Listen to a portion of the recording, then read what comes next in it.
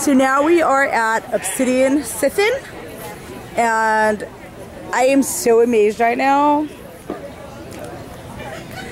I'm just gonna come up close to this one. I don't know if you can actually see this on video. These are puzzle pieces. They're all hand carved, and we are going to speak with the artist right now. Hi! Tell me who you are, tell me what you do, and... My name's Owen, I'm from Ontario, Canada, and, well, this is mostly a hobby that got out of control, and that's pretty much the best excuse I have for it. I apprenticed in carpentry when I was a teen, went Army instead, and then got back to it when I moved to the States. So now, are all of these pieces puzzles? All of the wooden pieces that aren't toys or wands in the booth are puzzles. And over 90% of the designs are originals designed by Dana here. Hi, Dana! Hi, I'm the shy one. She does our jewelry.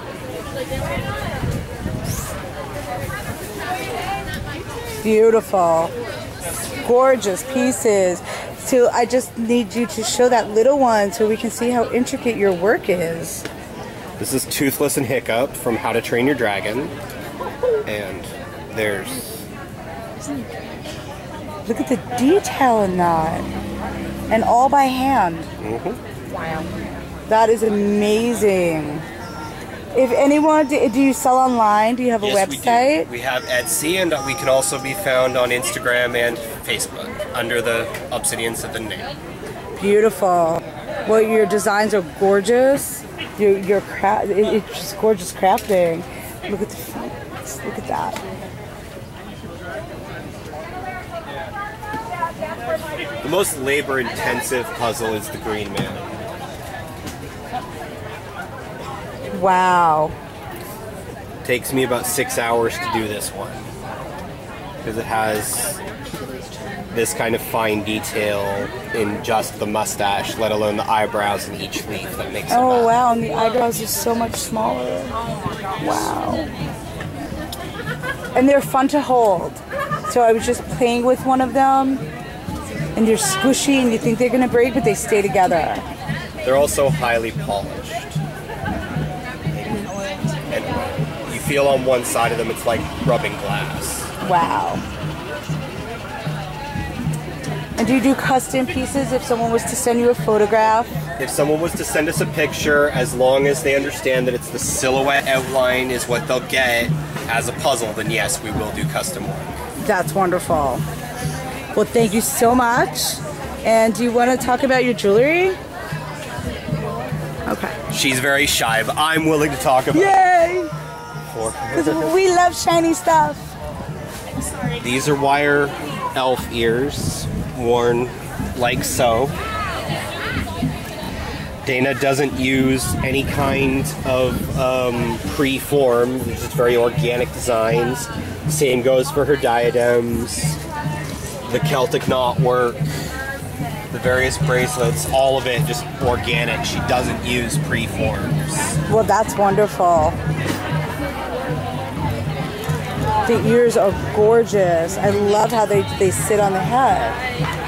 Very nice. Well, we use an Ouroboros, and for those who don't know what that is, it's an alchemical symbol meaning one is all and all is one. What things begin as, they will end as. One is of the universe is of the one. So, when I make something out of wood, I use repurposed wood. Oh, I use recycled wood. It's very rare that I will go out and buy fresh wood and turn it into these puzzles. I'll use leavings from cabinet makers. I've used throwaway slices from diseased trees that I could clean up enough so that they wouldn't remold. Just anything I can do to follow that mantra of not letting things go to waste and giving things a new life. That is beautiful. That is fantastic. Thank you so much for being on Magick TV. You're very welcome. Yes, I'm Reverend Michelle Gates.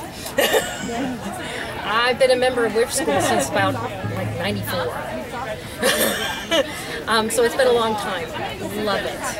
It's been such an encouraging avenue for me. Allow me to branch out and really be who I truly am. This is the first year that I volunteered to help out. I was supposed to have 4 hours, and I've been here since 11 o'clock. So it's been a blast. So many wonderful people out here that just, you know, normally they'd feel kind of iffy about stepping out and being out in public and just being who they are. But here, anybody can be whomever they are, and they're comfortable doing so. And it's wonderful. The smiles and everything. The energy out here is fantastic. This is why, you know, at 52, I'm still bouncing around. So, Pagan Picnic has its own website, and it has its spot for vendors. It has its spot for musicians and even volunteers. It will have a location for you to sign up for volunteering, which is highly recommended and so much fun. So much fun. No work whatsoever. I've been here in St. Louis about 7 years. I've been to Picnic for about 3 of those 7. I've been a Pagan for so long, and I really feel like I need to give back. And this is such a great avenue to do so.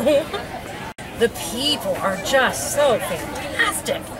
You can find anybody with little kids, older folk, new age folk, goth folk, just people, and they can be themselves, and they just are, they're laughing, they're having fun, and they're enjoying the fact that we've got it here, and that we've given them a place to be part of a community.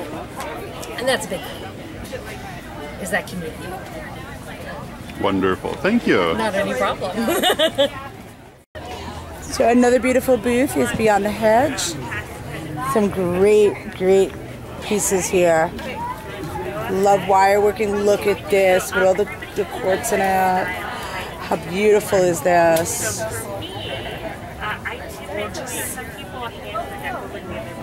Look at the little minis.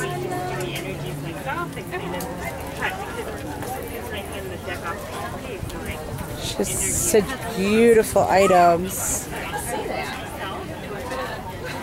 No, let me tell you about that. I have it. If she can she doesn't come home with me. Oh. My husband's full-time so she has this thing. We even put off the rest area on our way. She was looking rocks. She's going to pull rocks. The rocks and hard. So, what is this? That is rosemary. Oh, it is. Okay, I wasn't sure if it was rosemary or dill. No, that's rosemary. Gorgeous. Dill is going to be a lot feathier. And then lavender. Lavender. And then there's a big difference between the lavender buds and lavender stems. Ooh. Oh, wow. Oh, wow. A different smell completely. Oh, wow. I like this one better. Me too. Oh, wow. Lavender buds are fantastic for summer, but to add sweetness and freshness to the place, I like This one. Yep. Wow. How much are they? And look at her little artwork. but I do not use it. Hi everyone, so we're back again, and I am with the very beautiful Mama Gina. Many of you know her as Nine Toes the Bard. So hey, hi! Your performances this weekend were wonderful. Thank you. I've been searching for where you were to get an interview, and I finally found you. Yay! I'm not that hard to find. They hid you this year. So, how many years have you been coming to Picnic? Well, actually, I've only made it for a couple of years. I was here 3 years ago, had an absolute blast. And then 2 years ago, I was supposed to be here. And 2 years ago, yesterday, was when Nine Toes decided to make her appearance on this plane. And I wound up in a hospital here in St. Louis and lost a toe, officially becoming Nine Toes the Bard. So I missed that. And then last year, I think I wasn't up here. But I'm here again, so I'm very excited. And I love everybody that works with Pagan Picnic, and I love St. Louis. I don't like driving in St. Louis. I love St. Louis. Yes, I'll agree with you with that.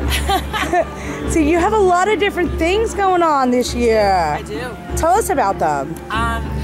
Well, I'm hoping that by the end of the year that I'm going to have, I'm going to be in the studio sometime in the winter, December, January. I have a lot of new music, right? So I've got enough to do 2 new CDs, and so I'm hoping to get those projects going. I've got 1 CD that's going to be a second Nine Toes the Bard CD. Yes. Yay! She is not done with me. And I also have another CD that's going to be more folk and Florida folk oriented. So it's going to have some of my melancholy stuff on it, some of my folk stuff, and some of the songs that I've written for rivers in Florida, and the animals that are native to Florida. There's some of that stuff too.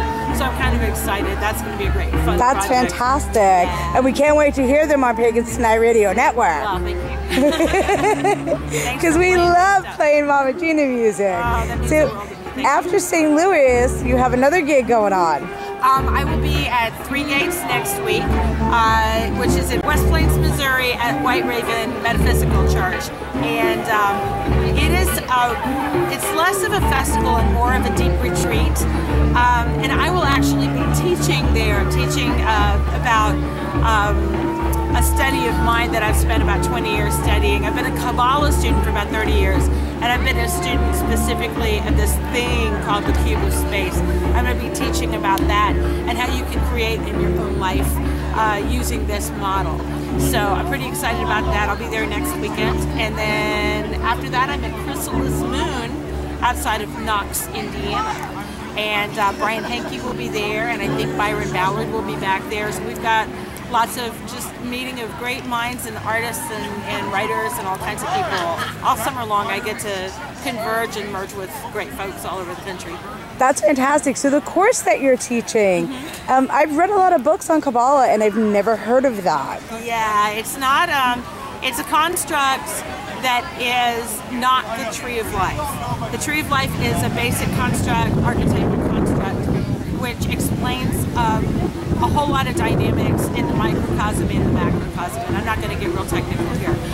But the cube of space is another construct. It's a 3-dimensional construct, and it's based on an old Kabbalistic poem called the Sefer Yetzirah, which is a creation story, and it's about creating through vibration. And so we use the letters of the Hebrew alphabet, or alphabet, to build and construct the entire known and unknown universe. And I personally have been working with applying those principles to my own life to consciously create my life going forward, rather than creating everything but fast asleep like most of my life I did. So that's what I'm going to be teaching. That's what I study on a regular basis. Does that help you come up with ideas or motivate you music-wise? It all motivates. Listen, everything motivates me. I'm sitting here with grass rolling between my fingers going, oh, I could write a song about that blade of grass. I will tell you that the cube of space, years ago I ran 3 different study groups, each running about 2 years apiece. The first study group was really just me finding my way through. The second one is where I defined the terms of the life that I wanted to live once my son had become 18 and I could leave the day job. And I am living the life that I imagined, and that I didn't just imagine, but that I actually set into motion all those years ago using the cube of space. And on a regular basis, I go back to it if I feel something's not working in my universe and say, what can I adjust? What thought processes can I adjust? And I go back to that original model. And yeah, I look to it for inspiration and for just about everything. That's wonderful. So if anybody's interested in purchasing your CDs and anything else that you have going on, or attending a workshop, where would they find that information? Everything. My CD information, all my music, my tour information is for the next year and a half, and how to book me, all of that is at mamaginamusic.com. That's MAMAGINA music.com. That is awesome. Fantastic. So you will actually be at Three Gates with Reverend Don Lewis again. I will. So I love the fact that all of you have actually traveled the 3 or 4 different fairs together. Right. Byron's been at Heartland. She's here. She'll be at Three Gates. Dusty and Bella will be at Three Gates. Yeah. So it's just amazing. I'm so That excited. usually doesn't happen, that everybody's together and going to the same places. I am loving that we're all getting a chance to get to know each other and have some time in between festivals where we can sit still for a little bit and really talk and just dig into each other's stories. I'm really, really loving it. That's awesome. Well, thank you so much for your interview. We love you. We can't wait to hear back from you on Pagans Tonight Radio Network. And have a blessed day. Thank you so much, Blessed be. Blessed be.